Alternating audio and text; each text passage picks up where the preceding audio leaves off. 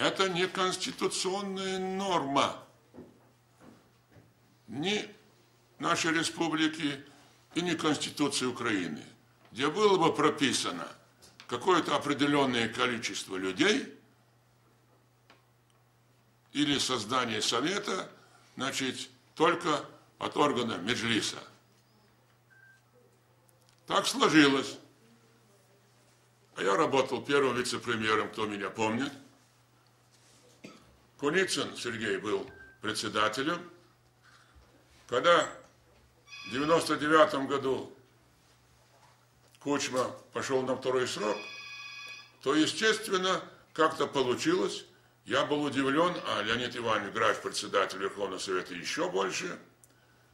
За письмом Сергея Куницына, значит, он передал персонально Леониду Кучму. Тот создал совет из 33 членов Меджлиса. Теперь я спрашиваю,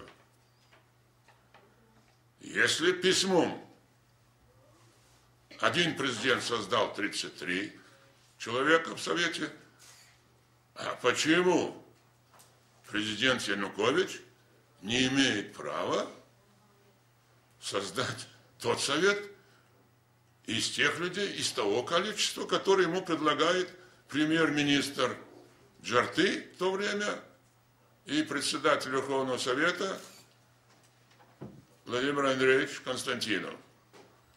А затем вот уже второй год работает Анатолий Владимирович, он полностью поддержал позицию. Что такое 19? Это 8 человек Меджлиса, 42%, можете не считать.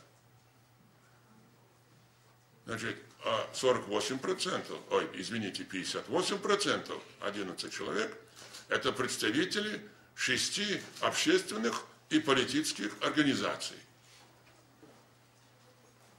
Вот я, допустим, с коллегой Эдип Саидовичем от партии регионов.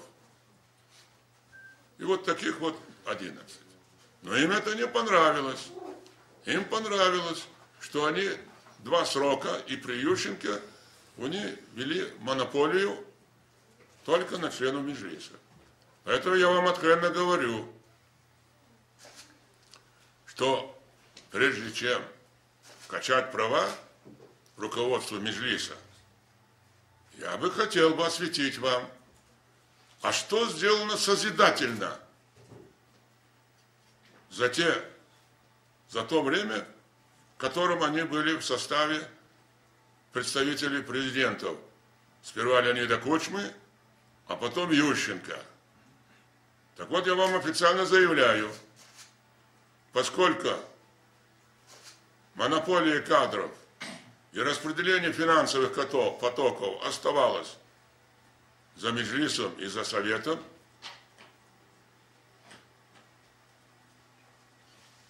на сегодняшний день